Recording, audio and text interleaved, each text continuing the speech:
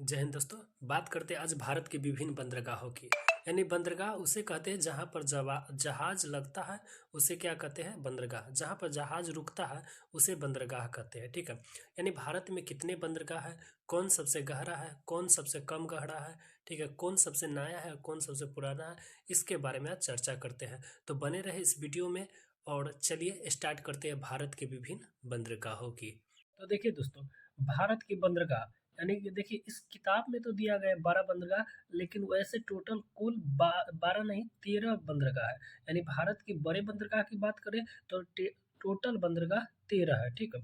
यानी जो बड़े बंदरगाह होता है उस केंद्र सरकार की निगरानी में होता है, और जो छोटे छोटे बंदरगाह होता है वह राज्य सरकार की निगरानी में होता है। ठीक है। तो चलिए स्टार्ट करते हैं। देखिए पहला है मुंबई बंदरगाह, जो महाराष्ट्र में पड़ता है। ठीक है। कुछ कुछ ऐसा बंदरगाह आपको मिलेगा जिसका नाम आपको ऑटोमेटिक याद हो जाएगा, यानी कि उस से रिलेटेड होता है, उस जगह से रिलेटेड होता है। जैसे मुंबई बंदरगाह, तो ये महाराष्ट्र में। ठीक है।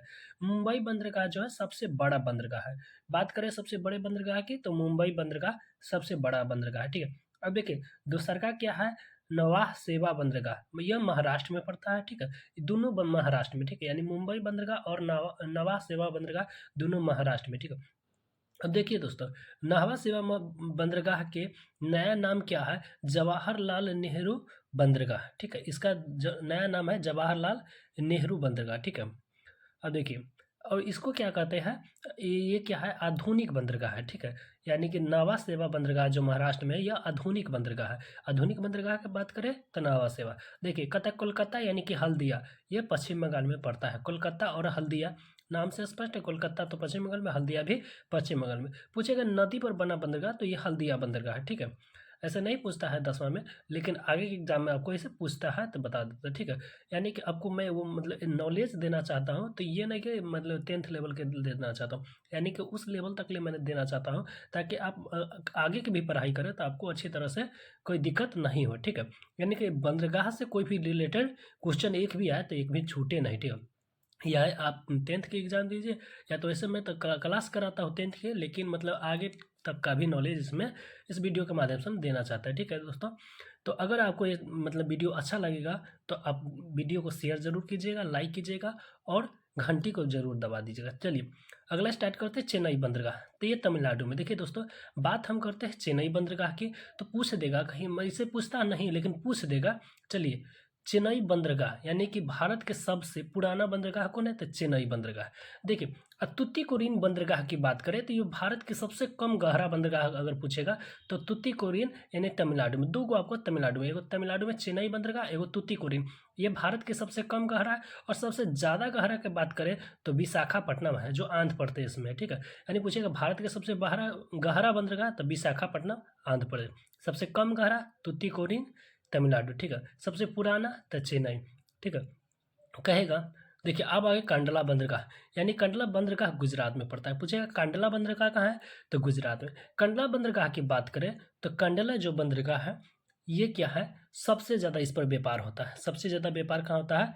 कंडला बंदरगाह। ठीक है। देखिए ये नावा शिवा जो है आधुनिक बंदरगाह, सबसे क्या है, आधुनिक बंदरगाह है, जिसका मतलब नाम क्या है, नवा सेवा, यानी जवाहरलाल नेहरू बंदरगाह। ठीक है।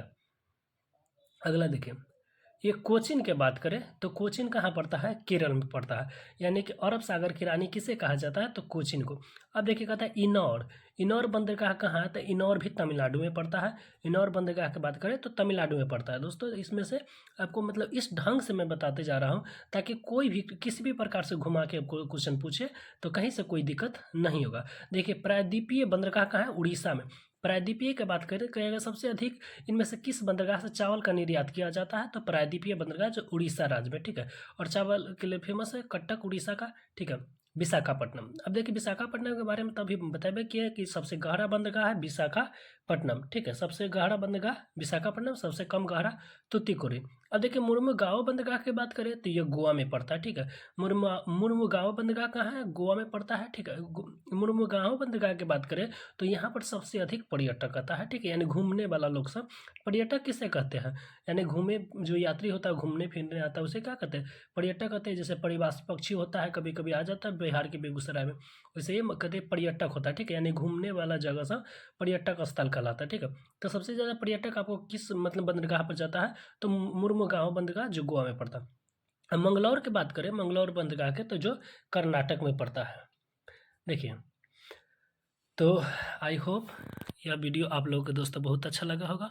अगर आप मेरे चैनल पर हैं तो भाई का सपोर्ट कीजिए, चैनल को सब्सक्राइब करें, शेयर कीजिए, लाइक करें और साथ ही बेल आइकन को दबाना तो नहीं भूलिएगा। फिर मिलेंगे नेक्स्ट वीडियो में। ऐसे ही आपके जो एग्ज़ाम के पॉइंट ऑफ व्यू से जो भी रिलेटेड क्वेश्चन होगा, मैं उसको अच्छे ढंग से कराने का प्रयास करूँगा। तो दोस्तों फिर मिलेंगे नेक्स्ट वीडियो में, तब तक के लिए जय हिंद, जय भारत। रुकिए अभी, आप लोग सोचते होइएगा 14वां बंदरगाह कौन है, तो वह है पोर्ट ब्लेयर, जो अंडमान निकोबार द्वीप समूह में बनाया जा गया है, ठीक है। जो सबसे नया भी है पोर्ट ब्लेयर, ठीक है।